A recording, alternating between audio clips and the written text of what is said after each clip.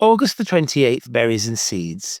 The most noticeable berries last month were just the edible ones grown in gardens, such as strawberries, blackcurrants, red currants, raspberries, and gooseberries. Those in the wild were still predominantly green, except for the occasional inedible wild cherry, and possibly some poisonous blackberries on spurge laurel. In contrast, this month, we see vast numbers colouring up, many of these turning scarlet. Throughout the month, there is a gradual decline in flowers and a general increase in the number of mouse-coloured seed heads taking their place. Essentially, August is a month of hips and haws, with central London showing off its fruits a little earlier than the surrounding countryside. Early in the month, we start to notice more and more apples and pears on the ground. Most of these are quickly devoured by blackbirds and wood pigeons. With there being quite a range of different cherries, prunus species, they are quite variable as to when they produce their crop. Cherry plum, Prunus cerasifera, has been noticed last month in hedgerows, along with our indigenous wild cherry, Prunus avium. If the latter cherries are eaten, they are invariably a disappointment, with some being quite bitter. Despite that, in the past, they were picked for pies and jams. Another wild cherry is the bird cherry, Prunus padus, which is popular for street planting. It produces its small black poisonous berries towards the end of the month. In excess, they produce symptoms similar to cyanide poisoning, but small amounts were still used to flavour brandy and wine. In gardens, some laurel bushes are now producing scarlet berries, which stand out against their deep green foliage. Roses, especially rugosa roses, are developing similarly coloured hips. Other berries that may be noticed in gardens include tutson, burnet rose, and barberries. As the month progresses, it is the two great stalwarts, Cotoneaster and Pyracantha, that we see the most. Their berries are either yellow, orange, or red. Laburnums, limes, hornbeams, and beech are all now forming their fruits. Many of the maples and even sycamores have smart red edges to their keys, and in the tree of heaven, the edges are even a bright lime green and tan. Acorns are swelling, birches are forming catkins, ashes are developing heavy clusters of green seeds, and even Lawson cypresses are covered in small cones. Now is the time to pick blackberries, preferably in the first half of the month.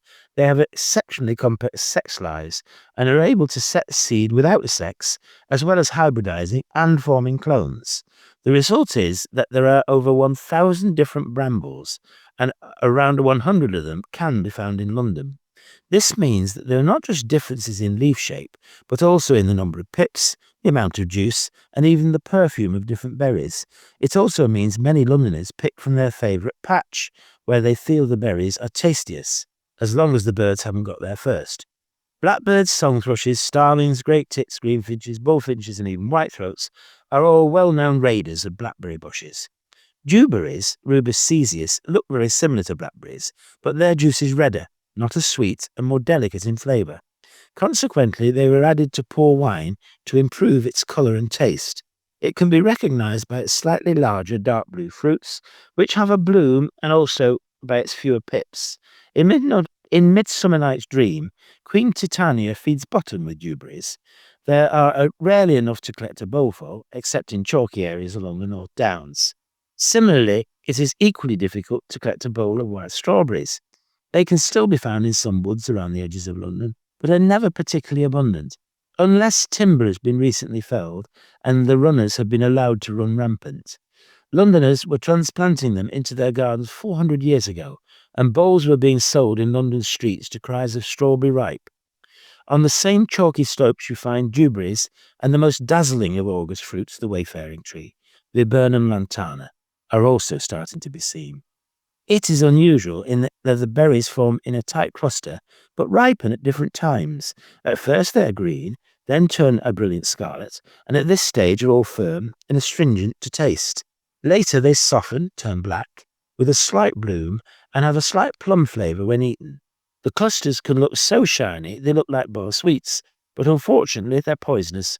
Their juice was made into an ink and also into a hair dye, but it was the stems that were most useful. They were so pliable they were used to tie bunches of faggots before string was invented.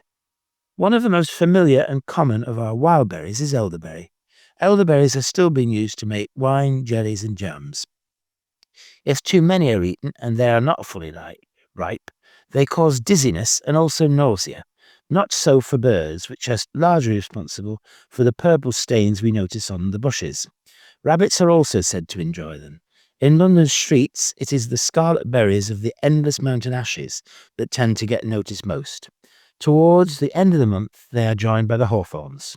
On waste ground, the dried, rust-coloured seeds of docks stand out well, as do the skeleton seed heads of hogweeds and hemlocks.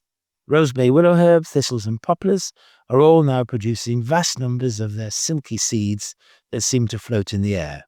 Snowberries get noticed because their fruits are large, off-white and perfect globes. So little light's eating them, they are likely to be visible 4 months from now. The shrub arrived from North America 2 centuries ago to be used to create quick hedging. Now it is found all over London and enjoyed by children who squeeze the fruits to hear them pop.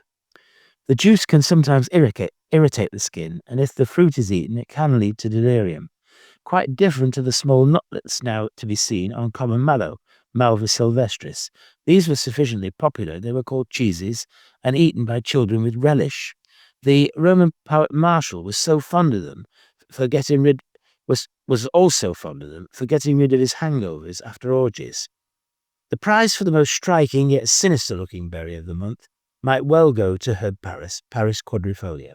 It used to be called womberry, and is rarely seen except in the gloom of old chalk woodland. Every part of this plant is poisonous, especially the berry, as it sits singly in the centre of a cross of leaves, looking far more tempting than most.